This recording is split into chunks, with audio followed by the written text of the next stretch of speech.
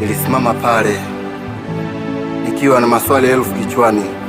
Hakuna barua, hakuna maelezo, hakuna pambano. Ulienda tu kama vile sikuwahi kuwa kitu kwako.